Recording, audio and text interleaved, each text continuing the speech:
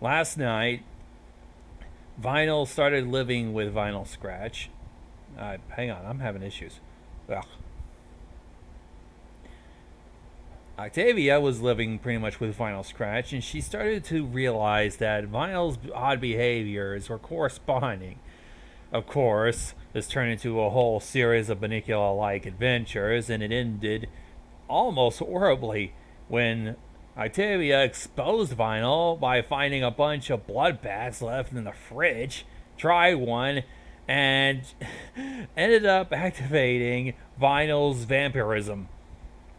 She ended up getting bit and nearly drained, and holy shit, Vinyl just lost control and well, uh, Vinyl regrets it. Really, Vinyl has regretted biting her best friend and feeding off of her for a bit, just losing all that shit. But there are bigger fish to fry, such as Octavia being asked to visit her parents and the upcoming Nightmare Night celebrations. So, let's see how life between these two have changed since Octavia has learned about Vinyl's condition. Let's get on with chapter 6. It's called The Calm Before the Storm. And this is all told from Tabby's point of view.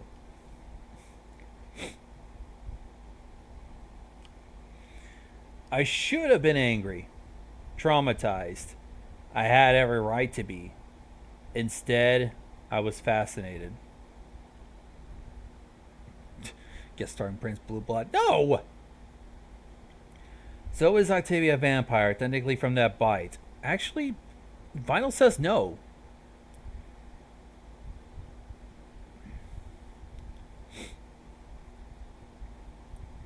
Alright, let's continue on. I should have been angry, traumatized.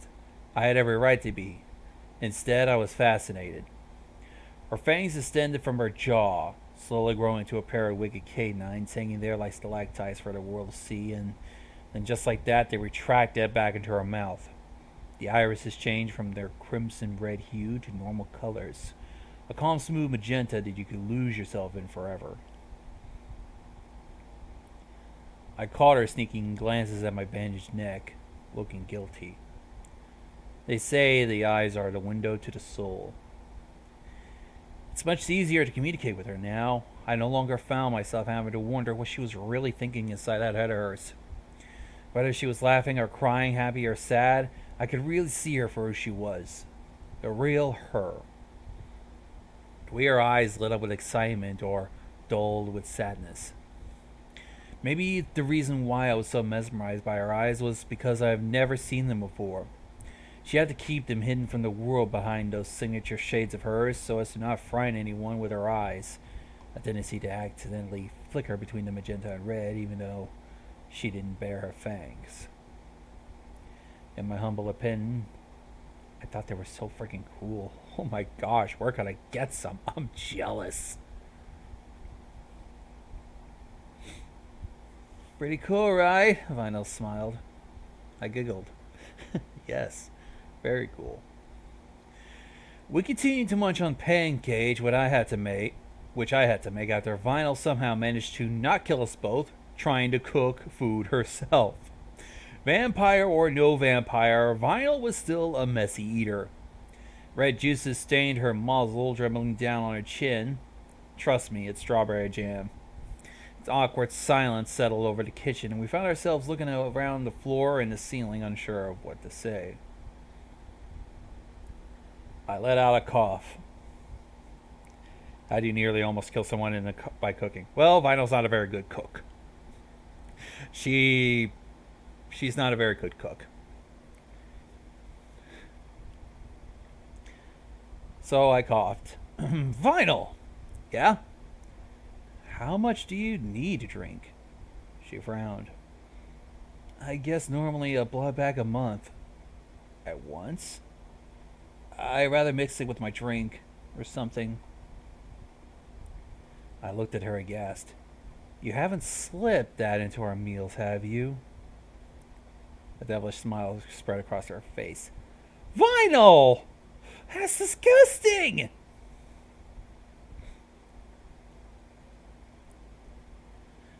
Oh, come on. You have tried it already. That doesn't mean I like the taste. Have you? Nah. I sighed in relief. Well, maybe once or twice. Final! So have you worked out some kind of deal with the hospital? Is that why they let you have someone once in a while? Her expression darkened. I can't tell you that. Oh, come on now. Is this Vampires Anonymous or something? I'm sorry. I wish I could tell you, Octavia. It's confidential. I was taken aback. I guess we all have our secrets. I looked bashfully down on my plate and murmured an apology. In any case, I'm sorry about wasting one of them. What? Oh. She waved her hoof dismissively. Don't worry about it. I think I got plenty when I, She fell silent, looking away shamefully. You know. Yes. I said a bit too loudly. When you drank. Yeah. Finally cleared her throat and took another bite of pancakes. Have you ever fed? What? I tilted my head slightly. Have you drank from a pony directly? Well, Celestia, no. No, you were my first. And I never killed any pony, if that's what you want to know. Vina was laughing, covering her face. I sighed in relief, laughing too, but nervously. I can't be living with a murderer now, can I?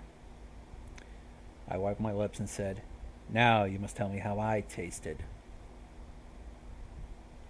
Her jaw dropped and she blushed furiously. I can't. I'm just curious, I laughed. Was I salty? Sweet? Bitter? She shook her head. Tell me. No! Please. Final sighed in exasperation, rolling her eyes. You tasted nice. Sweet. I raised the eyebrow. Like candy? Or like cough syrup? I couldn't contain myself. I shook my head, laughing, pointing at her, watching her redden even more. This was absurd. This was surreal. Here I am, having a conversation with a vampire over pancakes. All right. You immortal? Heck no, and I'm glad, Vinyl said. I mean, who wants to live forever? There has to be some benefits, Vinyl. Insurance? Ooh, can you turn into a bat? No! I wish! Usual, I guess. I ended up getting some super strength. To demonstrate, she lifted up the couch with a hoof. My eyes and ears are sharper and I can smell a lot better. And I heal a bit quicker than most ponies, but it's nothing anything spectacular. You won't go poof in the sun, will you? I asked worriedly. I'm not going to sparkle, that's for sure. Ooh. That would have been disastrous if she did. Hey, look, I am a vampire and I sparkle. Oh, God, she'll probably get dumped immediately. Auntie, it's not like that. It's just really uncomfortable. It might be a nice sunny day for you, but for me, it's really hot. Okay. Can I ask? When you said you loved me? I was surprised. You remember? Kinda. There's this huge blank space in my head. And 1 second I was talking with you, and then I was on top of you, and your neck was gushing with blood. I never lost control like that. Must have been scary, I said quietly, idly tracing a pattern to the table. It was awful. I thought I had everything under control. This curse finally becoming manageable, but now I'm not so sure. I'm sure it'll be fine. My words were hollow and empty, but something to offer for this distressed mare. They don't mean anything. Hell, I'm not sure I'll believe myself. I'm afraid the next time I lose it, I'll turn into a monster, and you won't be able to bring me back. I turned to face her. Don't talk like that. It won't happen again. Panati! Shut up. She was quiet for a bit. Anyways, when you said it, it snapped me out of it, but only for a second. That kiss definitely set me straight. Did you mean it, though? Why, of course, I exclaimed, shocked. I mean it with all my heart. Cheesy as it sounded, I had. Or maybe I was desperate. I would have liked to believe that I had meant what I said and said what I meant to say last night, but I'd be lying if I didn't say that they were the words of a pony whose life was in imminent danger. I would have just said anything.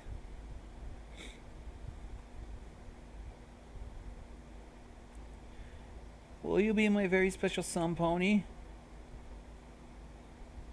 Final's eyes widened in a hope. Did I really know what I was getting myself into? Would this relationship even work out? Yeesh, breaking up was already hard enough without throwing a blood-sucking mare friend into the mix.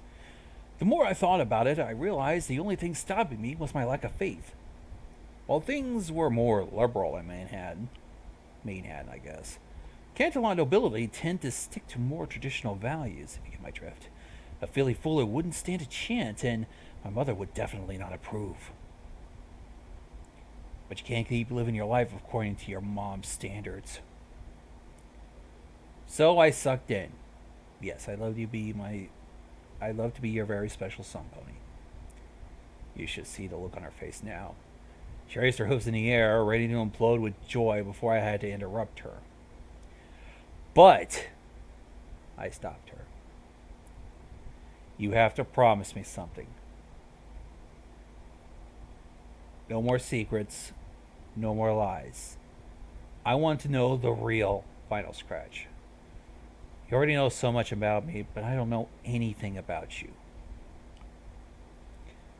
Okay, I can do that. Finally. Once we Celestia. 6 freaking months. What? For you to finally get a clue. For your information, Vital Scratch, I wasn't a complete dolt the entire time. I knew that you were lying to me. I wasn't sure if I liked you back. I tried being subtle about it. Oh, please. You were about as subtle as Celestia in a banana suit. What the fuck was this about?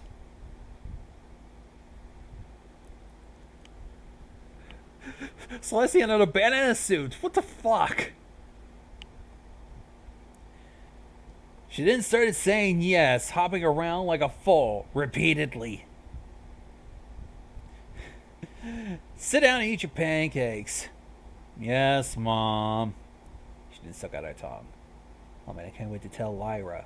Vinyl, can we keep this on the wraps for the time being? She glanced up for the plate. Still in the shed? Some of us aren't as comfortable as you, Vinyl. You know where we are. So what? Forget Canterlot. You can kiss my flat flank for all I care. Well, her flank wasn't very fat. It was very curvy. Nice to look at. Shit, I'm getting distracted again. Easy there. Calm your luz ponies.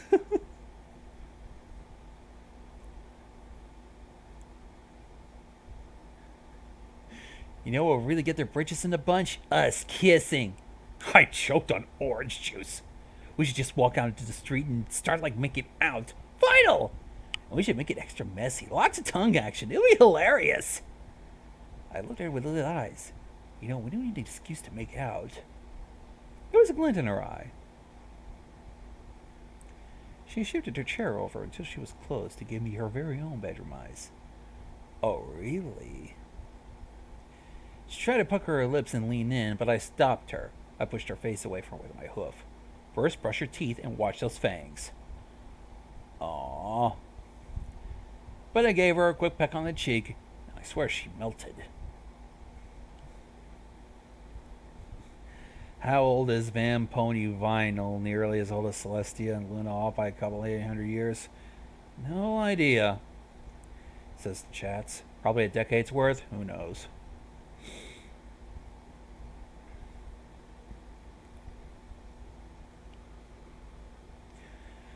final agreed that we both deserve a day off. We made a few calls, she and I were free.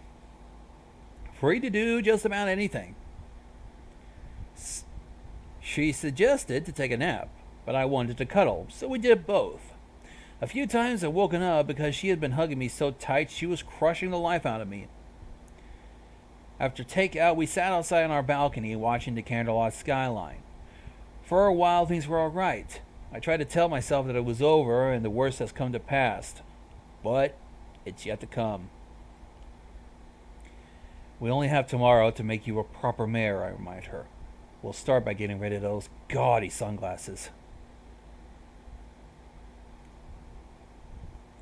She had an entire closet full of sunglasses of colors and shapes. All of them. She was more miffed over her broken glasses than the fact that I tried to kill her with a silver knife. Hey! I snatched them away from her and dangled it out of her reach. She sighed.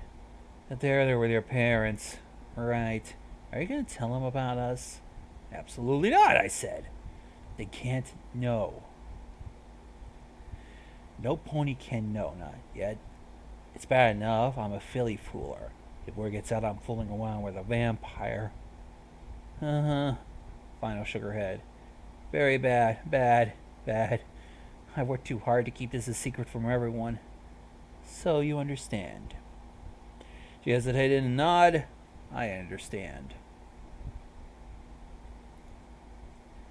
So let's see what chapter 7 is. First impressions. I planted a soft kiss on her snout, burrowing myself into her encircling arms deeper into that comforting embrace, pressing an ear against her warm chest. The steady thump of her heart. It's strong, everlasting. It promised so many things. Life, love. It told me she wasn't a cold-blooded monster, that we could make this work and that she was mine forever. Even I knew how impossibly stupid it sounded. How did you know when you were in love? Or that what you had was even love at all? True love. What does that even mean? It was the thoughts plaguing my wandering mind. I hear her mumbling and felt her shift her legs. Must be dreaming. Octi. Dreaming of me. How sweet. What does a vampire dream of? Her face started to jut from her jaw, extended. She was snapping at the air, licking her chops. No, no, she murmured, her face scrunching up. My mind flashed back to that horrifying night. I touched my neck, feeling the bandages wrapped around it. I closed my eyes, whimpering. I recalled with clarity how helpless I felt. What I have seen, what I smelled, touched, tasted.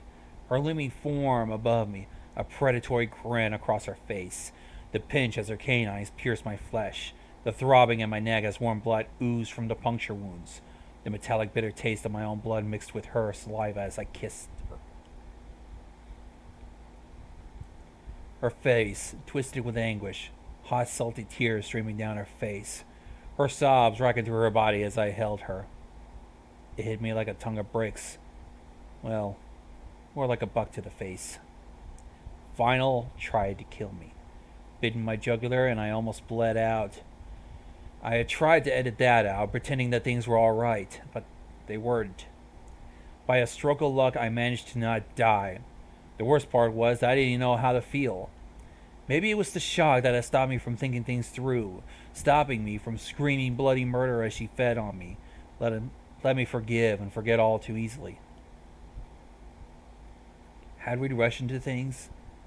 Was it all just part of us being young and stupid, quickly to jump into things, throwing our hearts in first before our heads? If so, were we allowed to be young and stupid and make mistakes?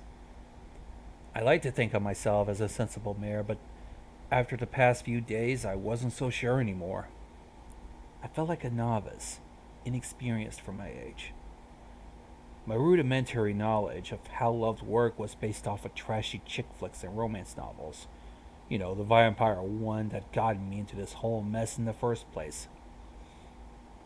This was my first relationship and with another filly, no less.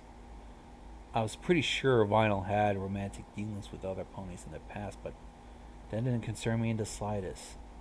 What bothered me was why we were attracted to each other. Why we even liked each other in the first place. Did our mutual love for our passion in life and music bringing us together? Who knows? Something more, maybe? To be honest, I don't have a clue. It transcended physical appearances clearly. Octavia, you idiot. Yes, I was an imbecile. Can you never be satisfied with what you already have? Is it enough that you won her heart? I guess not. Brooding again. What a mess. I didn't want to have to think. It just hurts. Wake up, sleepyhead. Get up, Vinyl. We got a big day ahead of us. Today's it. I'm up, she mumbled, her face buried in a pillow. We've agreed to put some distance between each other as we stroll through Candlelight.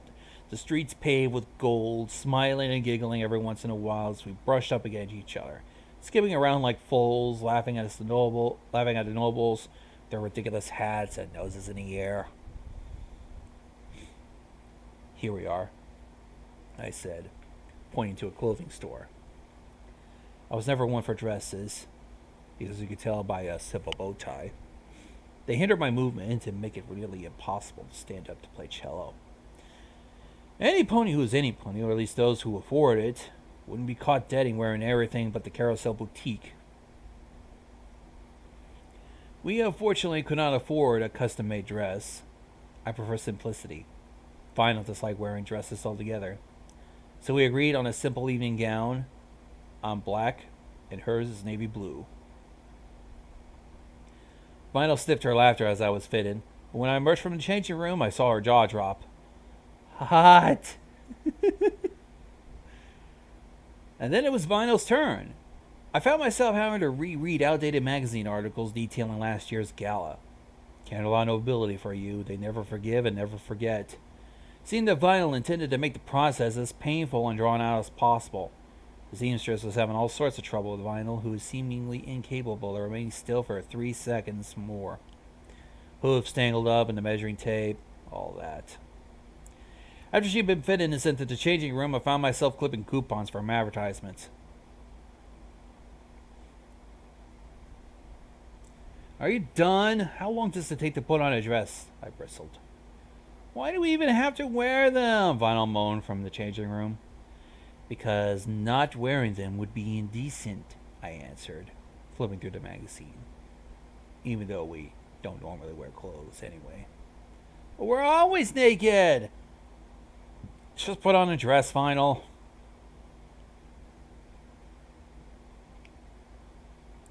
The sound she made sounded like a pregnant hippo going into labor. Flattering.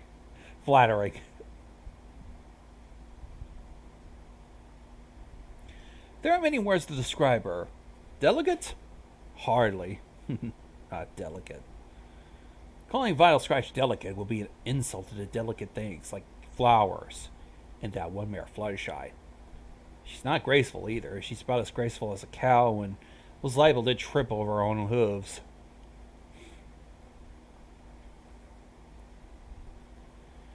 Are you done? She lets out a whine. I look so stupid. You better not laugh. I will. The door unlocked and she stepped through. My jaws turned to drop. I told you I looked dumb, she pounded. But she was absolutely stunning, clad in a flowering blue evening gown, all velvety and attractive. Accentuated her natural curves. Formal, classy. It was perfect. My mouth watered at the sight of her in her dress. Octi? She waved a hoof in front of my face. You look amazing. Her cheeks were tingled with a faint blush. Thanks, you too. Well, you look the part. Now you must act like it. You must carry yourself with a monochrome of grace and sophistication. I struck a valiant pose. Octi, what the hell are you doing? The magics! We go! Basically. Like, okay, photo. Like, by simply walking through Canterlot, you would find that there were a multitude of cafes on every street corner. We chose a rather elegant restaurant, relaxing on our cushions outside underneath an umbrella. Sit up straight. Oh, I don't understand why we don't talk with her mouth full. Even with her glasses on, I could tell she was frustrated. She swallowed. Why do I have to pretend I'm all high class? It's not my style.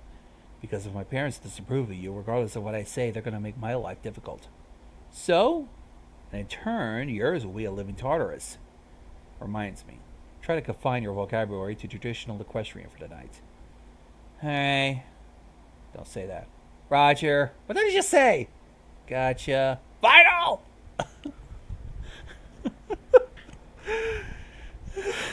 Jesus. We went from fucking Bunnicula to fucking... What's that one movie? The Princess Diaries?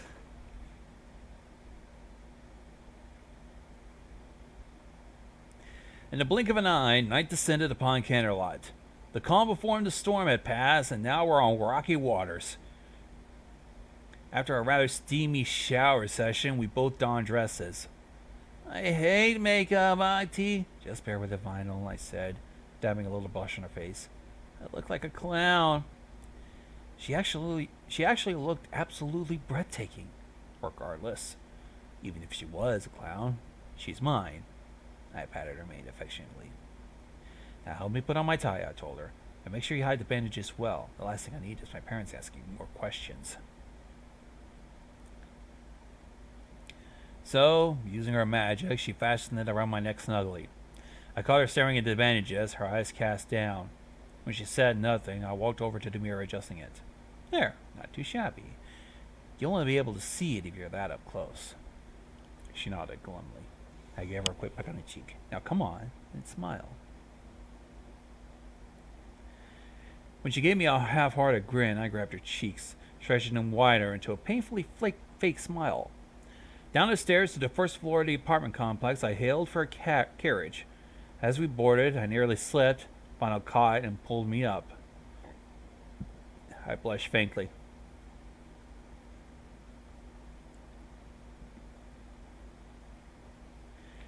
We can't have any of that during the dinner, I reminded her. Are you ready? Vinyl shrugged. As ready as I'll ever be. Remember not to take too long when ordering. Just long enough. No alcohol or blood. Shh. Are we going to that snooty upper crust place again? Yes, Vinyl. How are my eyes? Beautiful. She rolled hers. We sat in silence for the rest of the short ride. A long line of ponies stood outside the fancy restaurant, waiting for a table. We'd already been informed our reservations had been made. As we strolled in, we saw ponies murmur and mock our dresses. The interior architecture was royal, about as elegant as the royal accommodations in the castle, dimly lit and crowded. The cutler paddled at the tables and chairs and cushions were gold and ivory. We walked up to the waiter. Reservations for Octavia and Vinyl Scratch? He then regarded us as if we're bugs and pointed to the farthest corner of the room, not even bothering to lead us there. Dude, you look just like your mom, Vinyl whispered as we trotted. And your dad. What? I harumphed. Are you telling me that I'm old and wrinkly and have gray hair? Vinyl was quick to qualify. I mean, you were her splitting image. She's got your mane and coat and eyes. Is that supposed to be a compliment? I mean, look at her. She's got the smirk. She even has that same smirk. What smirk? The I'm so much better than you one that you always put on when you play cello. I whacked her lightly. As we got closer, I could hear Vinyl ask, Octavia, your parents are both... Shh. Hello, Octavia, a haughty voice sound. And there she was, that wretched mare. Hello, mother, I said. Hello, father. Octavia, so glad you can make it, he said pleasantly. His voice is always a bored drone. And this must be your roommate, she said. Hello, ma'am, Vinyl said smoothly, her voice no longer rough and masculine. Pleased to meet you both.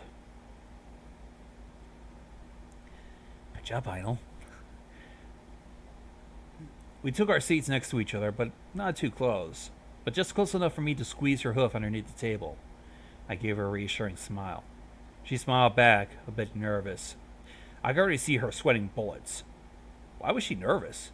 Oh yeah, I am. This is going to be a long-ass dinner.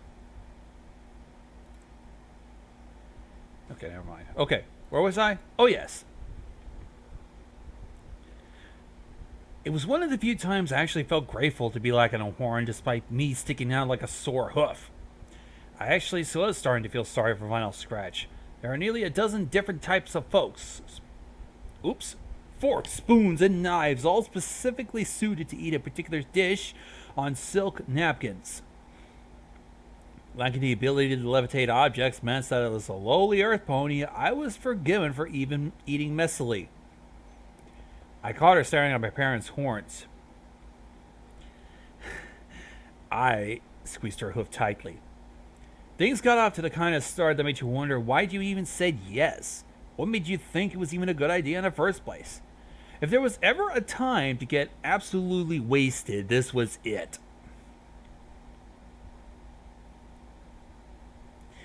Pleased to make your acquaintance, Miss Scratch. Or would you prefer I call you by your stage name, DJ Pony? Vinyl Scratch is perfectly fine, she said without a beat. Tell me, Octavia, darling, how did you two meet? I cleared my throat, looking up from the menu that I studied for the past 5 minutes, keeping the ear turned towards the conversation. As you know, Mother, I found myself financially challenged. After the Gala fiasco, yes, I'm aware. I moved to Manhattan since it was all I could afford at the time. I didn't understand why you did not simply move back in with us, dear, my father suddenly said. I bit back with a retort. I bit back my retort. Why did you think? If I found myself to be stricken without poverty, unemployed, and not a bit to my name, starving and cold in the streets, I still would have slept on the sidewalk rather than come crawling back to home to them. Well, I wanted to be financially independent, I smirked. Your wardrobe certainly reflects that, she smirked. My face fell slightly, keeping my expression neutral. Says the mayor wearing more frills and lace than a lingerie store with a husband who looks like a fucking penguin. I'm adding some words to this, but you know that Octavia is very, very pissy. She's really unpleasant. As with having to deal with parents who you probably do not like. A brief respite came when the waitress came to take our orders for appetizer, gazing down upon Vinyl and I as if we were the dregs of society. Cool, I'll have some garlic, hold the garlic, and gonna have a glass of water. The desire to give myself permanent brain damage was overwhelming. I'll have what she's having, I simply said, with some scotch. I was gonna need something strong. This lady has skipped past some sparkling water and gone straight to scotch. This is Alistair's favorite kind of pony. I remember he likes single malt whiskey. Scotch, he chuckled. I believe we raised the mare with expensive taste, my dear. Such strong alcohol, I continued, as I was saying. And you said you made Vinyl where? I paled and squeaked. In a club. A nightclub, dear. I told you better than that. Mom was giving me the look. A disappointed, disapproving look that was meant to shame me. There were some extenuating circumstances, I nearly shouted, slightly panicked. Am I Vinyl in the club? Were you drinking? She inquired. To be fair, we were absolutely smashed beyond belief. Not at all, Mother. I'm not that type of mare, and neither is Vinyl. She smirked, seemingly satisfied. Good. I'd like to get you to know a little bit more, Vinyl, if you don't mind. Of course. Our appetizers came, and I realized all too late that I had gotten bread and butter. Imagine being able to eat using only your mouth. Butter, margarine, they're all the same. Incredibly delicious, fattening, and messy. I decided to settle for the bread as I saw Vinyl's horn glow. Sorry. The horn is glowing, not growing. I don't want to fucking put that image there just yet. Vinyl held a piece near my face. Have a bite. She was trying to feed me. I wanted to die right there on the spot. I laughed a bit too loudly. Oh, Vinyl. It would have been a faux pas for me to refuse, so I leaned over and took a dainty bite. What would you like to know? Vinyl asked. Anything you'll be comfortable with telling us. Vinyl paused. Well, I was born in Ponyville, lived there for 18 years, and set out to pursue my music career in Manhattan and occasionally Candlelight. Good job, Vinyl. The answer was vague enough as to not be specific, but enough to keep a conversation going. I found myself a little interested in her background myself, having no knowledge prior to our meeting in Manhattan. Ponyville born? Huh. How's Ponyville? My mother was hoping for an answer to justify a prejudice against backwards country bumpkins. Ponyville was great. Really cozy. Tight-knit community. Everyone knew each other. Not like Candlelight. And what would you all be having tonight? The waitress rudely interrupted. I'll add the potato salad and corn on the side. The stir-fry, please, I said. She works as a DJ in Club Candlelight, I continued, hoping that the prestigious nature of the nightclub would impress her. A disc jockey? Not only a disc jockey, I throw in. She also produces her own music. You heard of the song Equestria Girls? She worked on that song with one of the elements of harmony. Isn't that right, Vinyl? Yeah, Pinky sang the vocals. The element of laughter. Well, what an honor. Mother's eyes raised. Quite the one-hit wonder, I must say, though I'm afraid I'm not much of an enthusiast of pop music. The way she said it made it sound like it was worse than death. The awful comment about Vinyl's song being a one-hit wonder made my blood boil. It was insulting, but Vinyl oddly took it in stride. Thank you. I could scarcely go outside without hearing it, my father added snidely. I asked Vinyl innocently. I believe you did a fashion show in Ponyville as well? Yes, for Miss Rarity. I met her through my mother, who connected us together. My mom's a fashion photographer, you see. That got my mother's attention.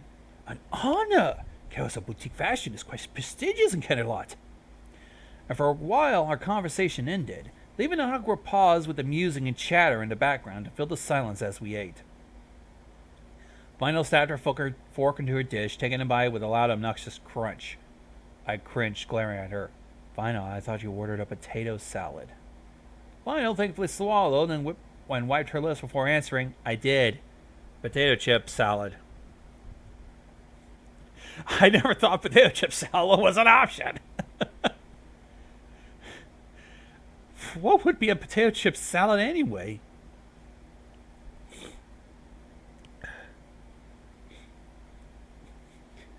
The velocity at which my skull would have collided with the table would have been enough to send Vinyl and I on a vacation to the moon.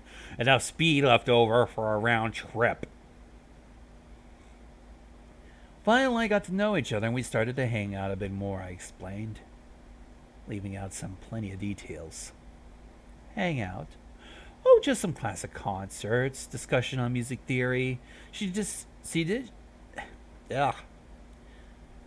suggested that we move in together and find a bigger, better apartment, and we've been together ever since, I smiled, closing my eyes in a satisfied manner. She raised an eyebrow. I meant living together, not together. That would be quite improper of me to suggest that she and I were well together. But Mother gasped. Your neck! I choked, covering it immediately. The bandages! What did Equestria happen to your neck? Don't worry, we were horsing around the other day, Vinyl said, coming to the rescue. I jumped in. Yep, just us two getting a little too friendly, tangled up, nothing to worry about. Mother eyed us suspiciously. Show me. Here. Is it a bruise? A cut? I stammered.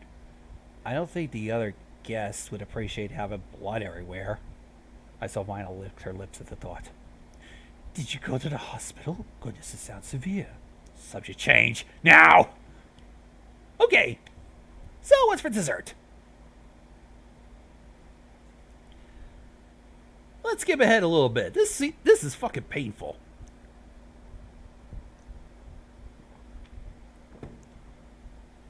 Ow, fuck. I think my throat... I think I pulled a muscle in my throat and it hurts to swallow.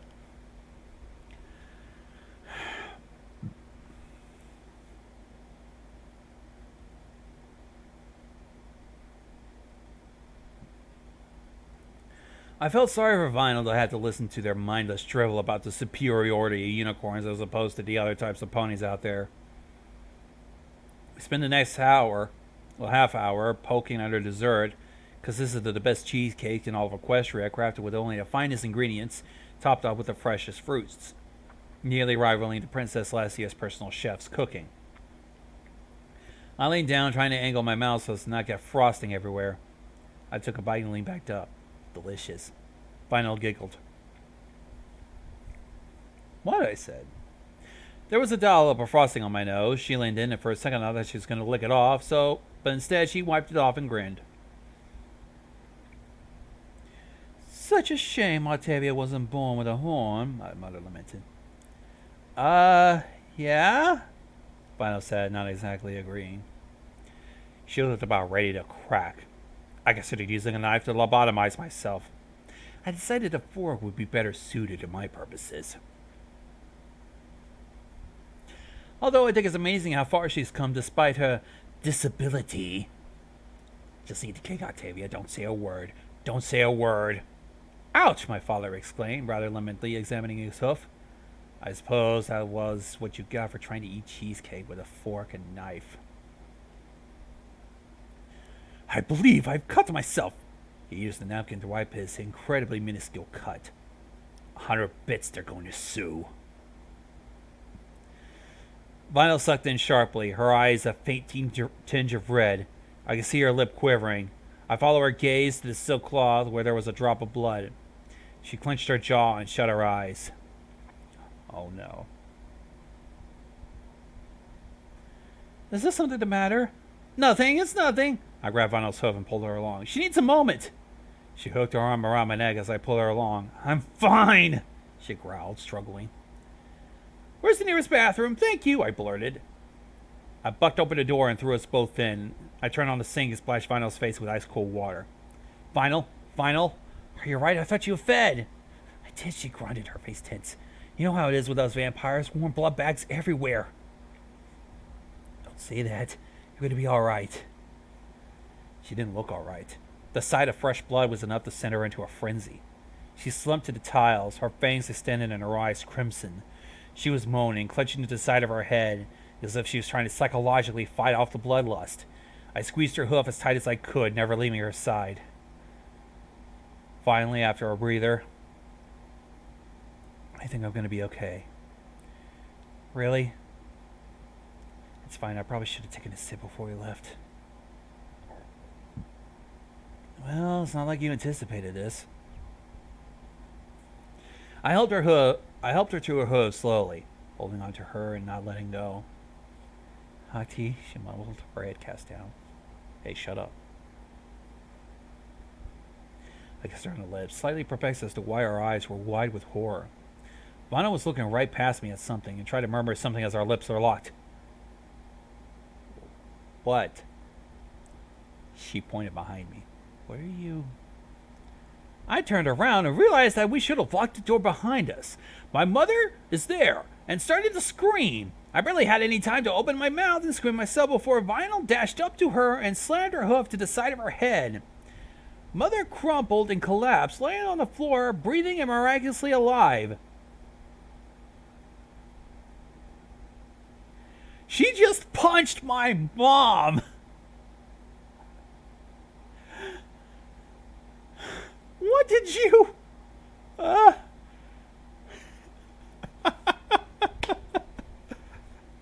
So her mother came into the bathroom, saw them kissing, and I guess Vinyl was like, Yeah, no, and just fucking got up and just conked her. I struggled for words. What? Why did you...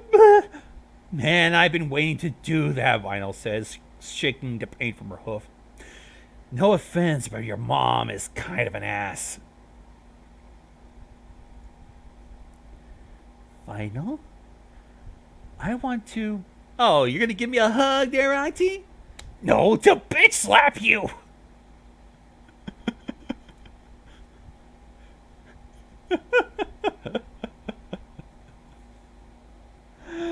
Holy shit!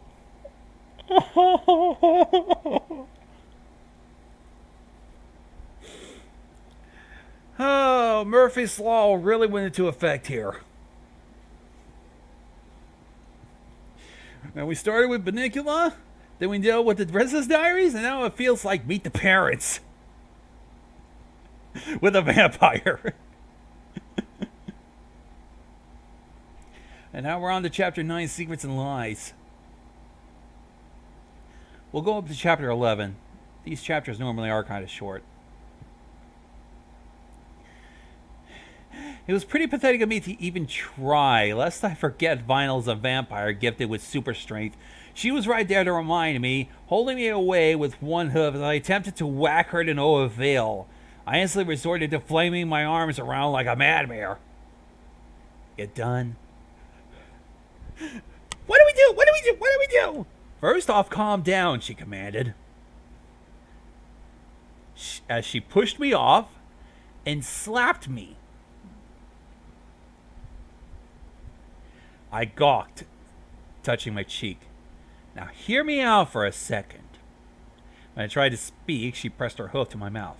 Listen, your mom only saw us making out. How is that a good thing? She shoved a hoof into my mouth, hushing me, ears twitching, craning her head to the door. You hear that? I shook my head. No pony heard her screaming, which is good. We got about 3 minutes before your dad starts asking questions.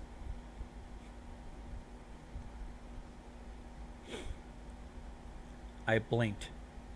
Certainly not the Vinyl I had been talking to a few seconds earlier, vulnerable and succumbing to her bloodlust. She was most certainly not the loud and proud disc jockey either. This is another side. A calm, collected, and cool Vinyl Scratch. Unnerving to see her like this. In a way, I was frightened. She was emotionless, pragmatic, and almost methodical now. She didn't see your fangs, I stated, or your eyes. It was as if a huge load had been taken off my back. Vinyl shook her head, grateful as well, and for a second I thought to myself that things were going to be alright.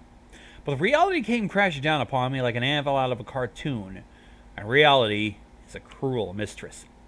But now she knows I'm a filly fuller. I'm doomed. She'll be disowning me. She rumbled, rubbing her forehead. Look, either we tell her the truth, not a chance.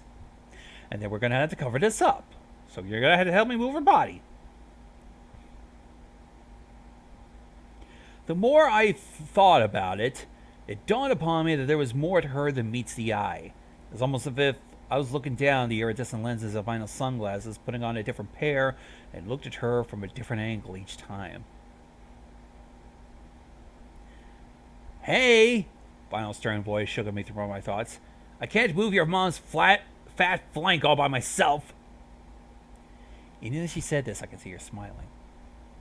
What are you doing? Hiding the body, of course. Kidding. Her eyes were lit with amusement. I'm kidding. Your mom will be fine. Mostly fine, I think. I glared at her as I helped position her in a way that suggests she collapsed near the sink. I cringed as I held my mighty slip. Hold on. Ooh. I glared at her as I helped her position in a way that suggested that she had collapsed near the sink. I cringed as I held my mother's limp body, dragging her over. Are you alright? Asked Vinyl. Me? I cracked in an unstable grin, quaking. I'm fine! You're shaking. What are you talking about? I laughed nervously, rubbing one leg against each other. Just sit down. When I refused to oblige, she forced me down on my haunches. Relax. Breathe. Okay. Well, I get queasy at the sight of blood. That'll work. Final? She ignored me. Your mom came in here just as you were helping me out, and one of the employees had. Her eyes wandered. She spotted a vase of flowers. Using her magic, she yanked the wilting lilies out and dumped the water all over the tiles. Mopped the floor and forgot to put a wet floor sign. She slipped. She bumped her head against the edge of the sink. I don't want anyone to get fired over this. Do you want to do this or not? That was cold. I was shocked. Yes? Work with me. Now, how do we explain what she saw? She was drunk. Something tells me this is your first time doing this. I received a grumble response. Drunk, under the influence of alcohol. One problem with that, Vinyl, she wasn't drinking. Or we're going to have to roll with it. Before I had any time to even inquire how she was going to convince everyone, including my mother, that she'd been drinking enough to be hallucinating, she continued. Here's what's going to happen. You're going to scream as loud as you can. In 15 seconds, ponies are going to come flooding in here asking questions.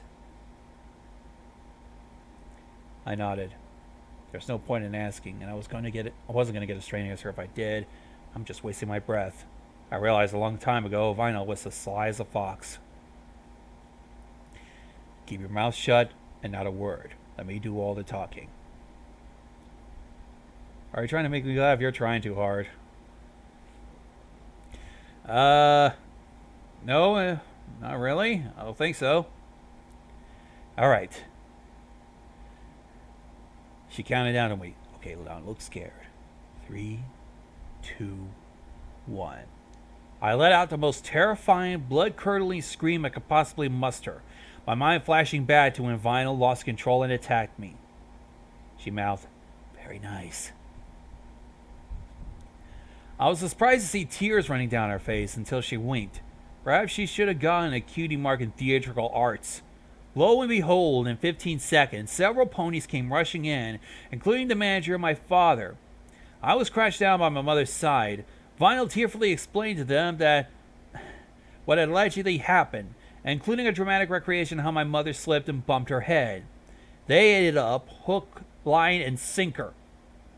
I would have been so impressed if I wasn't worried for my mother. Don't get me wrong, just because she was my mother didn't change the fact she was a pompous, overbearing wretch of a mare. But she grabbed my hoof, jerking her head toward the exit, mouthing, "Come on!" They say blood is thicker than water. Well, the full thing okay, real quick, guys. The full thing is, the blood of the covenant is thicker than the water of the womb. Friendship's a little bit more stronger than family. A little bit. Which is really true in this case, considering Vinyl and Octavia's friendship is a little bit stronger than the relationship between Octavia and her fucking mother. A little bit of lesson here, folks. Now, let's skip forward.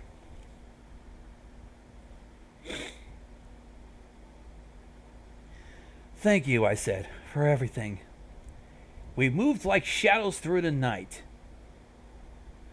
We're running like the shadows of the night." I can't sing well. I clung on the Vinyl as she led us back home, sharp eyes accustomed to the darkness. We stopped. Vinyl stared at me for a bit, probably wondering why I was in such a wistful mood. I smiled back at her earnestly. "No problem," she said slowly. "I don't know what I could have done." She kissed me. "Don't mention it, really. Sorry for taking your mom in the face." "Quite all right. I think any sane pony would have done that a long time ago. I'm not so sure if it was such a good idea. But, you can't always run from your problems." "I'm sorry? It's not like I can keep a secret forever, that you're a filly fooler. The folks are going to find out eventually, one way or the other." I studied my hoof contemplatively. Did I really care what my parents knew? Would it change anything between us? Was it worth keeping all the secrets and lies just to hide something trivial as our relationship? I shook my head. Like it or not, nearly all of my employers were Candelon nobility, and it wasn't fair to the rest of our quartet for me to ruin our jobs. I huffed. We all have our secrets. Guess I'll have to learn to keep one too. Final pause. See, the thing about secrets is that they don't stay secret for long. I mean, look at me. She laughed wearily, her eyes red and fangs extended. Even if it's true, I can still try. We climbed the stairs, tired, burnt out from the evening's events.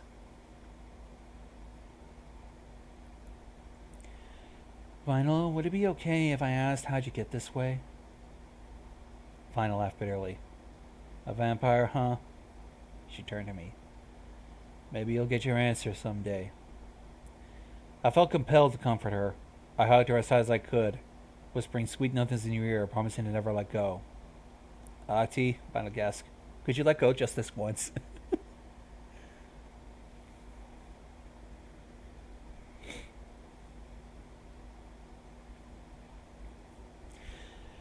Next morning, we both stared at each other's arms as our coat and manes are messy and unkempt and disheveled. Or disheveled. Ding dong. You get it, I grumbled, pushing Vinyl with my hoof, not bothering to open my eyes. Ding dong, ding dong, ding dong. Vinyl, get the door, I demanded. Oh, you. Without warning, I shoved Vinyl with my hoof, watching her tumble and roll over the edge of the bed and the sheets. I've overlooked one slight problem with my solution to our more pressing issue of who was at the door. I found myself being pulled along for the ride, tangled up in the blankets, yelping as I lay right next to Vinyl on the floor. She stuck out her tongue. Ha ha! Owned. Shut up. We untangled ourselves, giggling. I squealed even louder when I fed Vinyl, nipping my ear, and I shoved her away. I smoothed out my mane, cleared out my throat as I went down the hall with Vinyl standing behind me as I opened the door. Hello! I was sent flying, bowled over by rude guests with a bright flash. Photo finish, have arrived! Just in the previous chapter, we were just referencing you.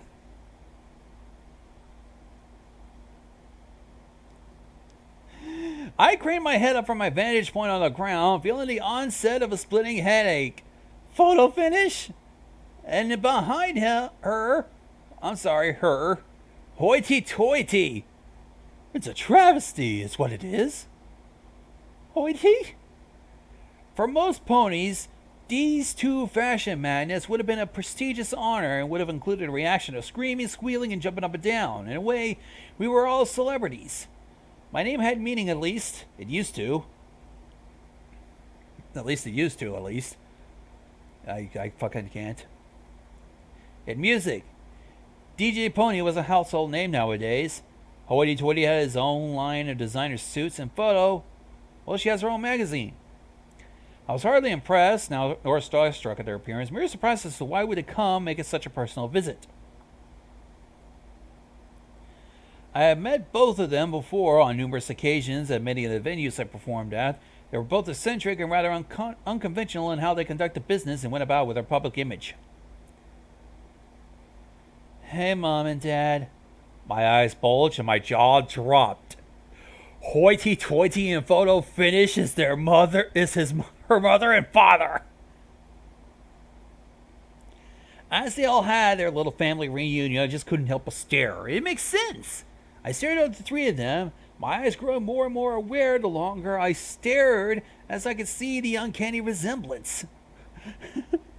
Alabama 100, said Zachary.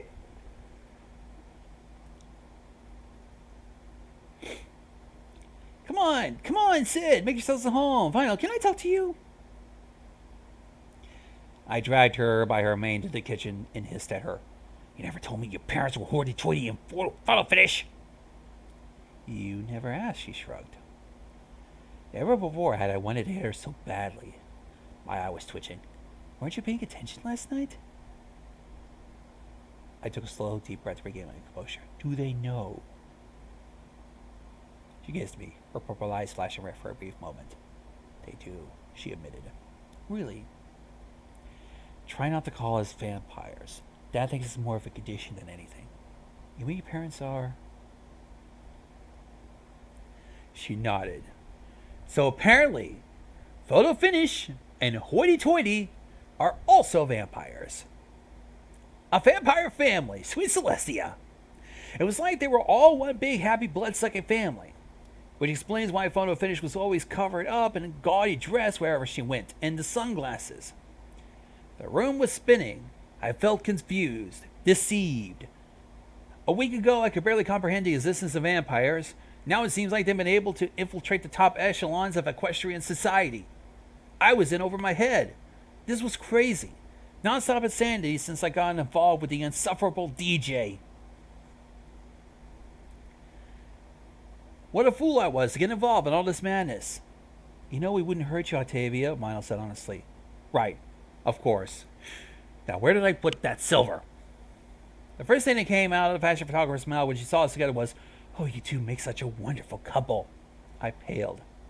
I assure you that Vinyl and I are nothing of the sort. Give it a rest, Octi. They already know, Vinyl sighed.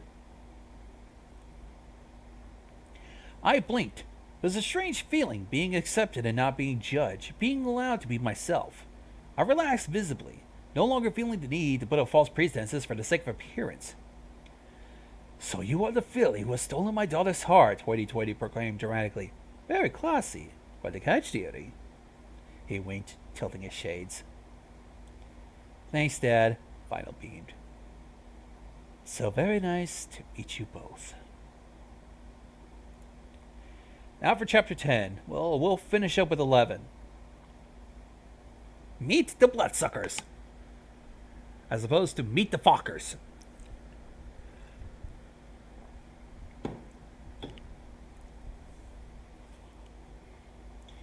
Did you know what vampires like to eat for breakfast?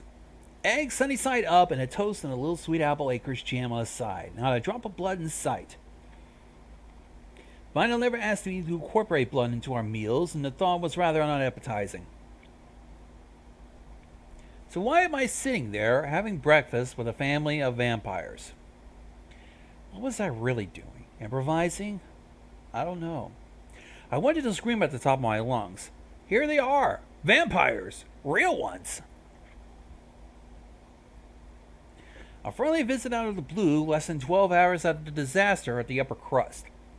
I might have been dense as a cinder block when it came to relationships, but it would take an ass not to see some sort of correlation. I guess I was trying to accommodate them, make them feel comfortable, giving them a reason not to turn my body into a withered husk. It seemed to have the opposite effect, judging by the looks on their faces when I asked them if they wanted some. But something to drink besides orange juice. They must have thought I was blind or stupid as I caught them sneaking further glances across the table, and I started to wonder if vampires could telepathically communicate with one another. Perhaps they were planning to kill me now. An awkward silence settled over the cramped kitchen as we ate. I poked my breakfast, not feeling too hungry. A little sick, a little tired. Combination of the two. There was a throb in the back of my head, a constant ache. Life used to be simple. And then a cough happened. "It's a good thing you know how to cook," Hoity-toity praised. "I don't know where our daughter would be without you." I ran, taking a compliment. "Thank you." "Hey," Vinyl said, "there's nothing wrong with cup noodles." 3 times a day, Photo Finish inquired. The story of Photo and Hoity was a rather touching one. That feel-good, heartwarming, rags to riches sort of thing. A real fairy tale with a happy ending, after all. The kind you find in a full storybook. 2 earth ponies from Ponyville who are hardly extraordinary or spectacular, both having an eye of fashion. Through the forces of fate, love, or plain convenience, 2 came together, forming a partnership, working their way to the top of Equestria's fashion industry. Striking it rich in Camelot, their shrewd business aptitude and innovation. In a way, I envy their success. Did Vinyl ever tell you about her mane? Pardon? I mean, just look at us. Isn't it obvious? Vinyl dyed her mane. That said unicorn nearly did a spectate as she chugged her orange juice. After much coughing and wheezing, she whined exasperatingly, "Mom!" Really now, do tell. Hoity chortled. Is it chortled? Was that Trump reference? No. They started it from the bottom, worked their way up. Trump just got $1 million and went with it.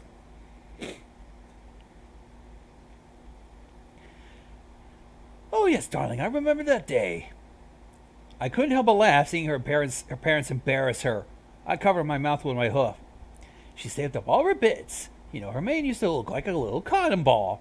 Dad, don't tell her, Vinyl flushed, sinking beneath the table, ready to die from the embarrassment. Ah, yes, I remember when you tried to comb her hair. You lost the comb. She came home with that spiky haircut and a blue mane. I thought it was unique. Hoyt agreed. Such style and flair. We shared a small chuckle at Vinyl's expense. She looked ready to kill, and she would have made the cutest murderer with that blush. Please don't say that, especially considering what happened those few days ago.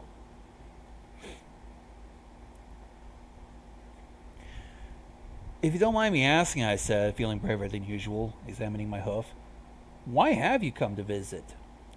I cannot come see my daughter when I miss her, Photo Finish pouted. Something glowered at her. You're telling me you just came to visit out of the blue. I sighed. Many pony think my accent is fake. However, it's very real, much like the place from where my family hails from. Much like how things like vampires and werewolves are real. I glanced up, staring at her, hearing a key word. Judging by the bandages on your neck, I'm sure you're aware of Vinyl's predicament. She pulled off her trademark hot pink sunglasses, brushing her straight bangs from her face, opening her blood-red eyes. Hoity-toity followed suit, taking off his and revealing the crimson behind him. I couldn't help but gasp when I saw a pair of fangs poke out from under the lips. And I'm sure by now you know what all three of us are. Hoity said, we are terribly sad about what happened to your mother, Octavia. A slip and fall like that. She whacked Octavia up the head with an audible smack. What have I told you about being more careful? I winced. Vinyl hissed. Ouch, Mom! We came to apologize, first and foremost, Octavia, darling. Photo finished. For Vinyl and for what she did to your mother. Now that's cold wire, all right. How about it in? Her accent was rough. You must understand, we must do what is necessary to protect our own. Of course. We want to come here to offer our blessings and say that we would never ever harm any pony. Thank you. If it's not out of line, may I ask how you two came to be? Vampires, Hoity said. I was originally not a vampire, Octavia. Of course, when I found out my wife was one... He laughed softly, winking at Photo Finish. There's a reason why they call them love bites, my dear. He grinned toothly like a shark. I touched my neck as he said those words, the color draining from my face. I don't want to even think about it. Don't worry, it takes a lot more than just being nipped. A nip?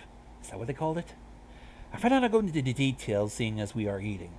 Why, thank you. Excuse me while I go scream my fucking head off. And how have you managed to subsist like this? Surely the hospitals are willing to give out blood packs whatever you ask. Hold on. We gotta sneeze.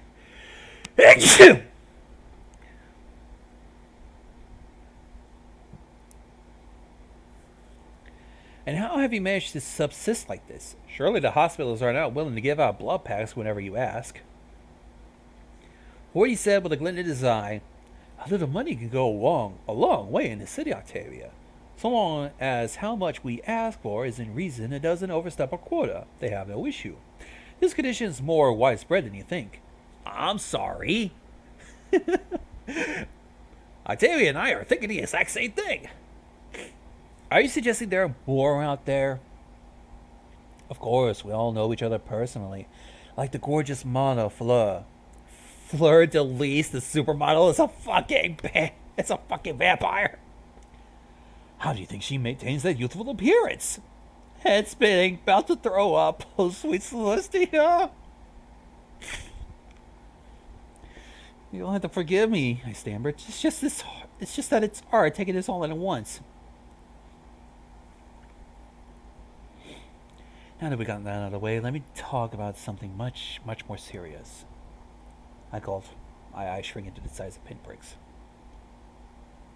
We simply must know more about you, Octavia, Photo Finish cried.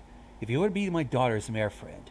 Now hold on, Vinyl and I haven't done anything outside of walking next to each other on the sidewalk. What if I told you we weren't together?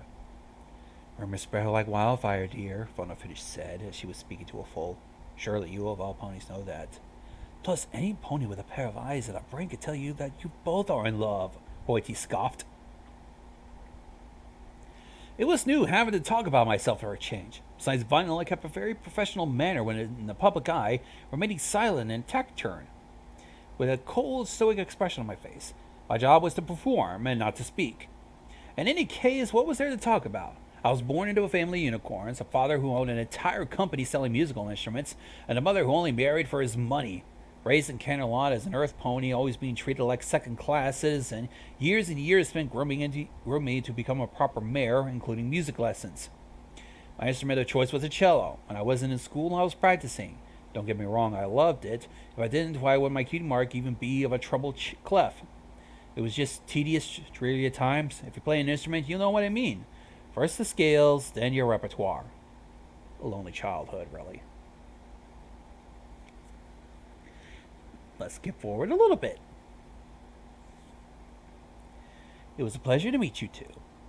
They shook my hope vigorously, proving that they were indeed incredibly strong. A pleasure to meet you as well, hoity-toity said, right before his wife snagged a leg around his neck, dragging him away. Wiggle!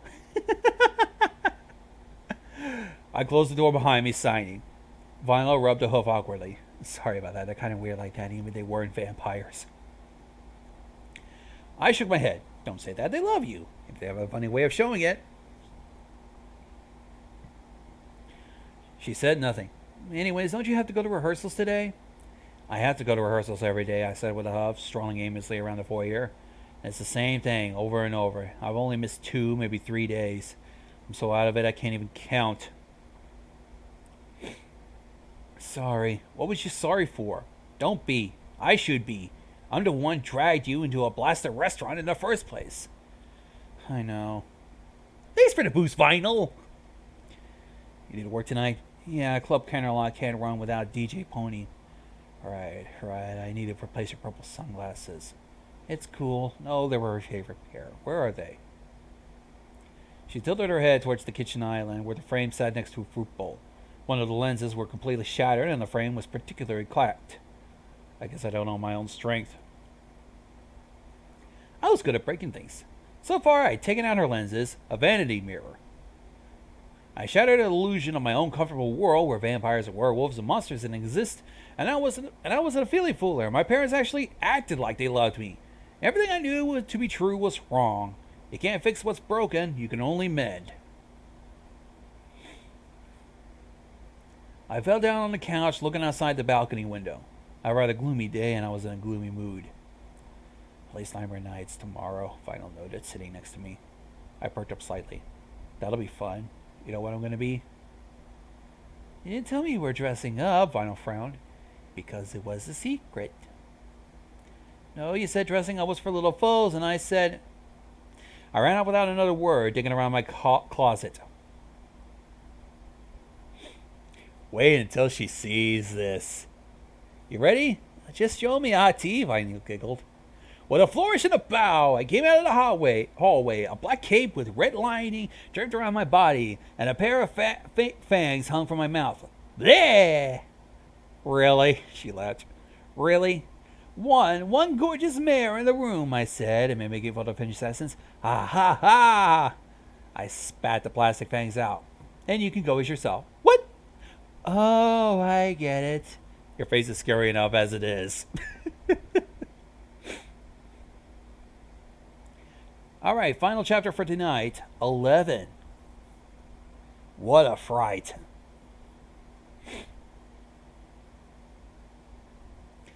Canterlot felt silent, and for the first time I felt at peace. Things were calm. I didn't have to think about anything, answering phone calls. I was in my own world. A lazy afternoon with gloomy weather and cloudy skies, the kind you try to avoid by staying inside. The weather was dark and strangely appropriate considering the celebration the next day, and it set the mood for me to brood for a bit. What to do about life and love. How do you put up with everything? Do you take it in stride? Do you just let the big bad world close in on you and corner you until you had enough, at wit's end, about to give up, fed up with the way things were going? It looked like it was going to rain, and for a while it did. For that brief hour, as droplets of rain began to fall from the heavens, I sat there in our cozy, lived-in apartment, watching the water slide down our window, washing away the dirt and grime. Content with just listening, I rolled onto my back, staring at the ceiling, closing my eyes for a spell. Across from me, lounging on the other couch, was Vinyl. Her eyes closed as she listened to her music. Though she wasn't sleeping, she too was brooding, thinking about things for once. I could tell by the way her forehead was scrunched up, like she was concentrating. What makes you think, Vital Scratch? What goes on inside that pretty little head of yours?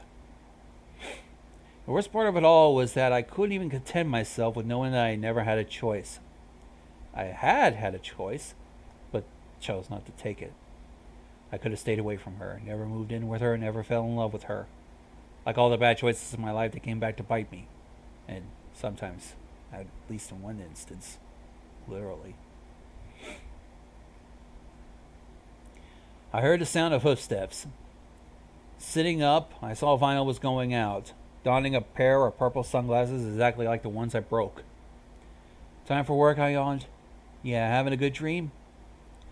Before this week, my dreams consisted of me, alone on the stage, with a single spotlight and a sea of faces in Blue Blood Concert Hall, poised with a cello, eyes closed as I let the music take a hold of me. My dream was to play my very own composition, but it seemed I was doomed to perpetually perform in my little quartet at balls and weddings and galas, playing background music for nobles who needed a little atmosphere and a drink to gossip and fritter away their money. Now it seems like I didn't dream at all. When I did, it was us, together on a stage, performing a fusion of club and classical music. An idea I entertained with Vinyl, who suggested it in the first place.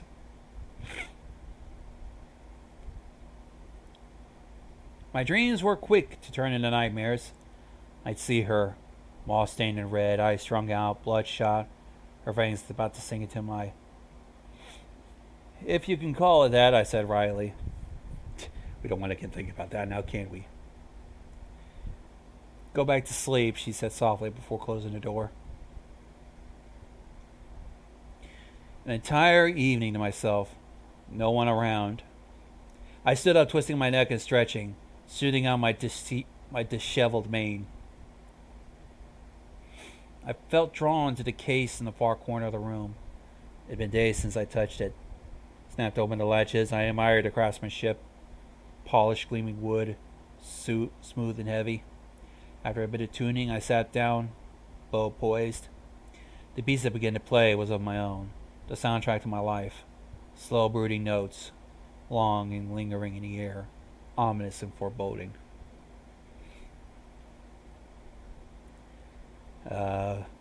Flexair saying, Violet needs to buy some fake teeth to hide the fangs. She can actually hide it herself. It's one of those instances of fangs being able to grow out and then retract to normal teeth.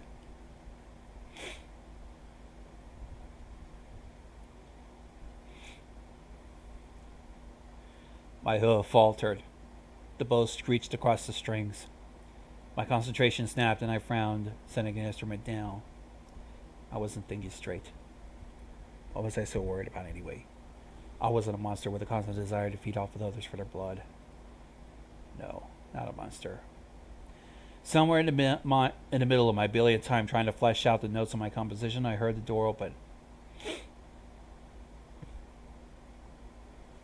Oh, Monty, I'm home. Indeed, Vinyl was home, levitating a mysterious paper bag. What's in the bag? Close your eyes, she said. I stared. Close your eyes, no peeking. I giggled, doing as she asked. Okay, now look. Vinyl stood before me, dressed up in her Nightmare Night costume. Silk cape, black with a red lining, like mine, draped over her back. A pair of very real fangs hung from her mouth. Chest was stained with fake blood, sticking and dry. Ta-da! I clapped my hooves in applause. Very nice, I said. Now we can be vampires together. I laughed. Yes, yes. Everybody would love us. And man, once we start making out, what? All the stallions will be all over us. Vinyl, we're not going to make out. She pouted. Everyone loves lesbian vampires. I yawned. What time is it? 1 in the morning? I was kind of surprised you were still awake, she said, taking off her costume. What were you doing? Just some music. I'm gonna hit the hay. After a long hot shower, Violet came out of the bathroom, sweating and warm. Her mane was damp and coat silky. She toweled herself off, slipping underneath the covers and sliding up next to me. After a few moments of tossing and turning to get comfortable, we found a comfortable position where I held Vinyl, my hoof idly playing with her hair. For a while, I struggled to keep my eyes open, my head nodding off before I slumped into bed, snoring the night away with her. It was the kind of sleep where you didn't dream. Almost as if I closed my eyes, I stared into the darkness, and then opened them a second later to find the sun was up. It was daybreak. Tangled limbs, tangled hair. We shifted, twisting and rolling away from each other. I squealed as she encircled me with her arms. It was impossible to describe the way it felt. Perhaps if your mother actually loved you and gave you hugs, you would understand. It was the indescribable feeling of having someone touch you, squeeze you, hold you. That feeling of fuzziness and warmth as they reminded you that they were there. Good morning, princess. I laughed, pushed her away from me. Don't call me that. I hate cutesy-wootsy names. Rubbing a sleep out of my eyes, I rolled over. 11 o'clock. My new record. I'm sleeping in later and later. Nothing wrong with that. Besides, it's nightmare night, she squealed. I grabbed her pillow and smacked her with it. It's all your fault. I used to wake up at 5. Oh, don't remind me. Mornings were so depressing with you playing the cello of yours. I was disciplined, organized, I ranted jokingly. Now I'm a mess. A very sexy mess. I mustered up the strength and willpower to drag myself out of bed and into the bathroom, hopping into the shower eagerly. Fuck. Hang on.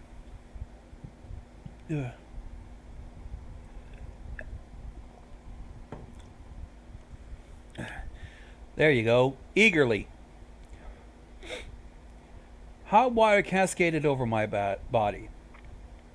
My mane wet and loose, falling over my face and neck. I hummed a tune idly as I stood, my eyes shut as I let the warm water soothe me.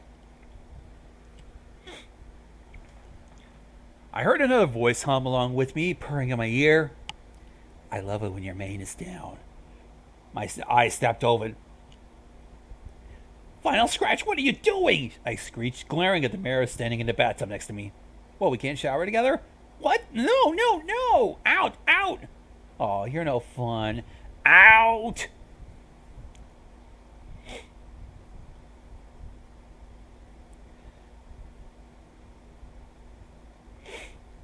Vinyl had to hold an ice bag to her head woozily. You sure know how to buck, Octi. I stuck my tongue out at her. You deserve it. Wait, did she hit her? Oh no, he didn't even describe her. It basically implied off screen Vinyl got bucked hard.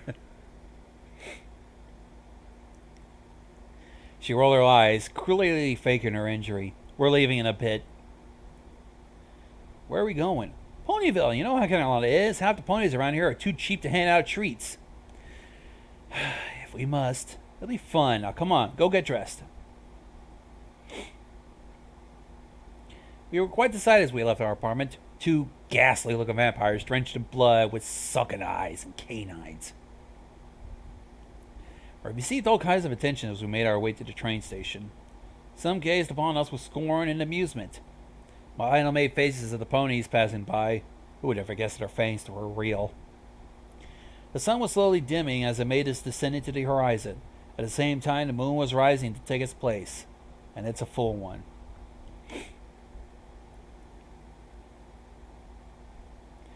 I looked up at the sky thoughtfully, breathing in that fresh, crisp air.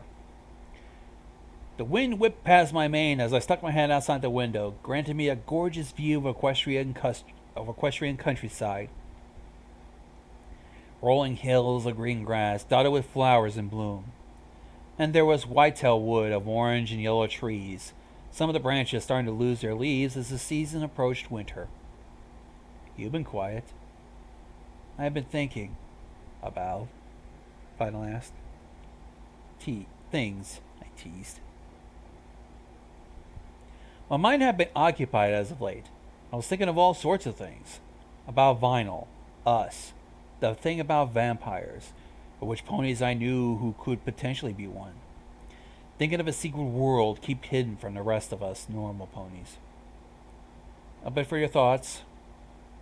I harumphed. It'd take a lot more than that to get me to spill. The train came to a gentle halt and she and I got off. Ponyville was quaint, rather homely in my humble opinion, old-fashioned, though charmingly rustic. The entire village had been redecorated with cobwebs and toy spiders and Nightmare Night decorations. On the boarding platform were 4 other ponies that I recognized immediately.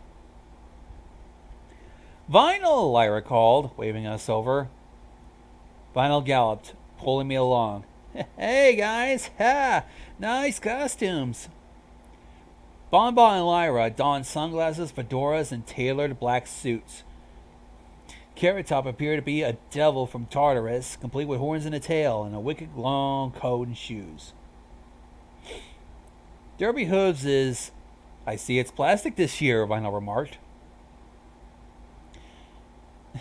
She was wearing plastic bags on top of her head and on her hooves. She clapped her hooves together with delight, her eyes crossed. Yay! Bonbon and told, we're on a mission from Celestia. With Lyra chiming in, 106 miles to Manhattan, we got a full tank of gas, half a pack of cigarettes, it's dark, and we're wearing shades. Lyra and Bonbon, the blues ponies!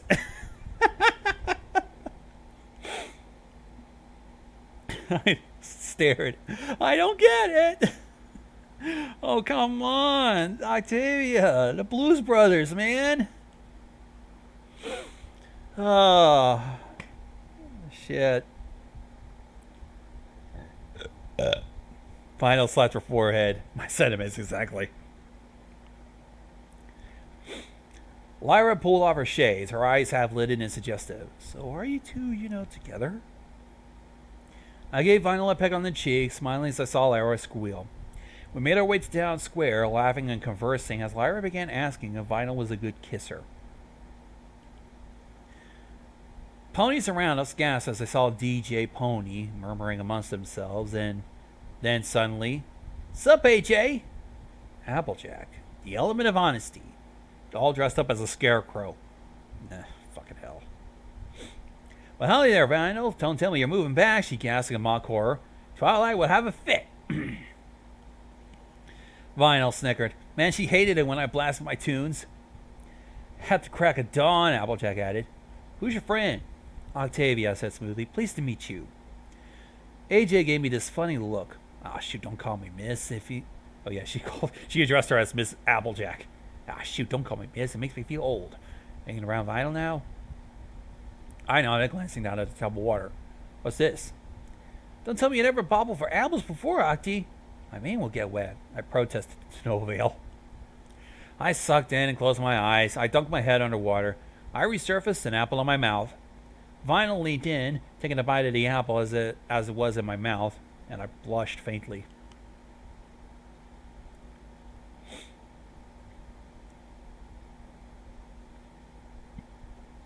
Lightning then cracked and thunder boomed. I gasped in fright, shrinking as I saw black, ominous, swirling clouds begin to loom overhead, casting a dark shadow over Ponyville. Maniacal laughter echoed, striking fear into my heart. A black carriage descended from the heavens, pulled by 2 fierce-looking bat ponies with glowing yellow eyes and webbed wings and fangs. It's Nightmare Moon! Every pony run! Everybody around screamed. I felt compelled to scream, trying to track Vinyl to safety, but she was grinning. Woo! She called. Vinyl, run! What for? It's Nightmare Moon! She laughed, yanking me back as I tried to run. I gasped as I saw the pony inside the carriage fly off, cackling. Her hood fell off, revealing a black creature of the night, clad in blue armor. She gazed upon us with slitted blue eyes, grinning toothfully, horns, wings, all black. Luna! Luna! Luna! Everyone chanted. The crowd was definitely. Princess Luna? Foals rushed up to her, chattering and cheering, swarming at her. "Hello, Ponyville!" Princess Luna bellowed, laughing merrily. "It's Ponyville tradition," Octavia explained. "Come on, let's go meet her." "What? She's a princess." "So? We can't just trot up to her and say hi." She rolled her eyes. "Luna and I are tight, don't worry." Wait, Vinyl knew Princess Luna personally? "Hey, Luna!" Vinyl hollered. She turned her face as, finishing greeting the foals. I shrank in her gaze. "It's just a costume, Octavia. It's just a costume." "A very interesting costume you have there," Vinyl scratched, Luna said archaically, frowning slightly as she saw Vinyl's fangs and eyes. "Does she know?" "Thanks." "Charmed," I said nervously, sucking a hoof out. Luna shook, smiling, as I shivered. "So this is the famous Octavia," Luna remarked. "I've heard a lot about you." "You have?" I blurted. "What kind of things, Princess?" "Good things, I assured you. And please call me Luna," she said. "Do you like my costume?" "It's certainly authentic." She hasn't been paying attention to me. Instead, she looked right at Vinyl. I wasn't good at reading other ponies, but I could see that they were communicating in a very subtle manner. I tried not to make it apparent that I was staring. Princess Luna nodded shortly, only tilting her head slightly. Vinyl returned her nod. "Hey, Auntie, why don't you go get us some drinks?" Vinyl said, looking at the princess. Something fell off. I didn't like it one bit. Hadn't she come here for candy? "Of course, dearie," I said in a false manner, trotting away slowly as I kept my ears caned to them. I heard Luna murmur to Vinyl as they started to walk off. "You would do well to be more cautious, Vinyl. It's never night, Princess. No ponies suspect." Of course, that was too far away. The initial crowd of Ponyville ponies had been rather sparse. After Luna's arrival, it began to thicken. On stage, a group of musicians began to play lively Night by Night themed songs as costume ponies danced around. I moved through the crowd, never taking my eye off of Vinyl and Princess, bumping into ponies rather rudely. "Where are you going?" I mumbled to myself. I could hear them talking rather lowly as we neared the edge of Ponyville. They crossed over a bridge and headed towards the Everfree forest? Why did they feel compelled to converse in such a dreadful place? I was going to get to the bottom of this. Somewhere in the distance, a wolf howled. I gulped, feeling rooted to the spot in the dirt path. I could see Vinyl Luna in the distance, already disappearing through the thick foliage of the Everfree. It was now or never. My heart raced with each step I took, jumping ever so often as I thought I saw something move in the bushes or dart behind me. The fog was thick, and I could barely see ahead. Creatures chirped and howled and hissed at me. Just stay on the path. Every so often they would turn around. I'd freeze, my heart pounding as their eyes scanned for something. The path eventually ended, and we came to a clearing, a statue in the center of Nightmare Moon. I ducked underneath foliage, peeking out from the leaves, staying back near the trees as I eavesdropped on their conversation. "And this Octavia, does she know?" Vinyl said nothing for a moment. "Yes," Luna sighed, pressing a hoof to her head temple. "Please tell me that you didn't. One thing led to another, and I might have accidentally bitten her. Anything else you'd like to tell me? Her mom and dad came to a visit? We're going to have to deal with her."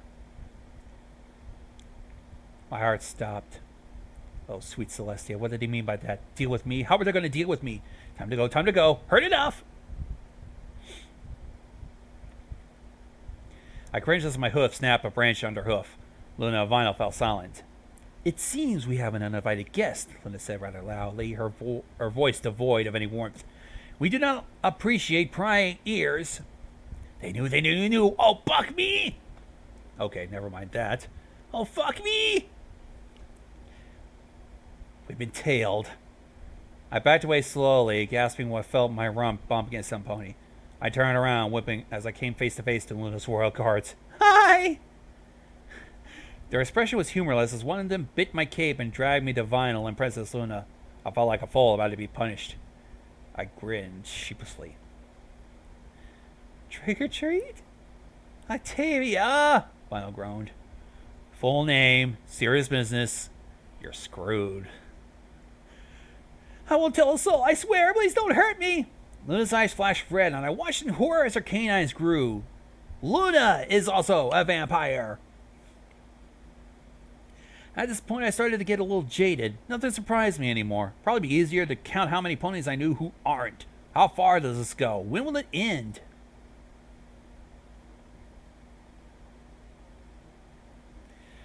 I wrenched free from her guards, running for my life, not caring that I was venturing deep into the depths of the Everfree forest.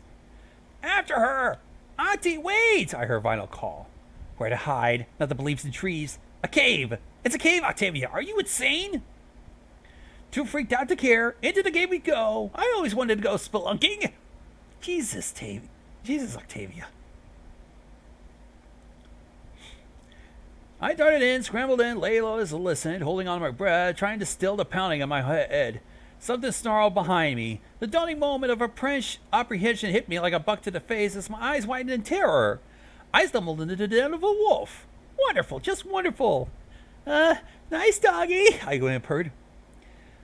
I scrambled back, never taking my eyes off the creature staring back at me. It barked and growled, and in the blink of an eye, it lunged at me. I could have done so many things. As I felt its jaws clamp down on my rear leg, sinking its jagged teeth deep.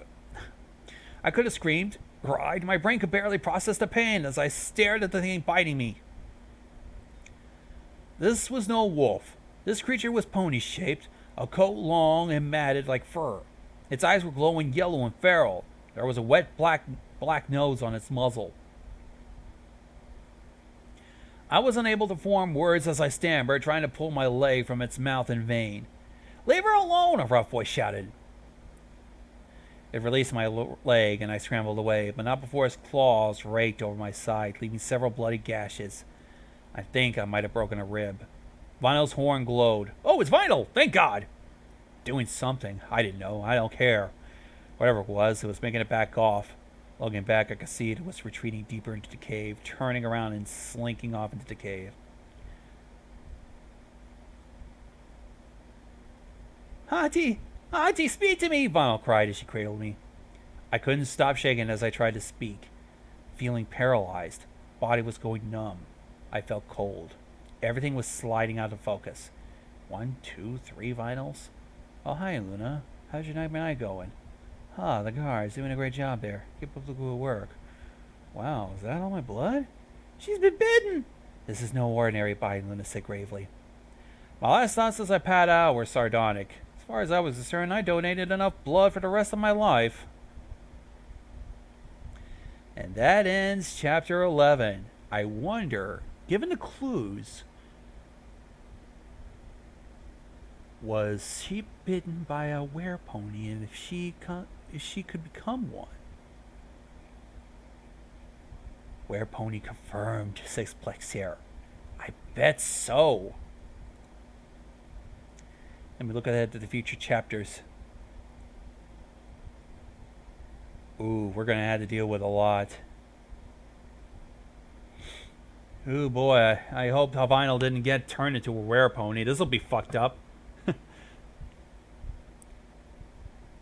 But yeah, here's where I should cut it off. This has been a lengthy ass stream.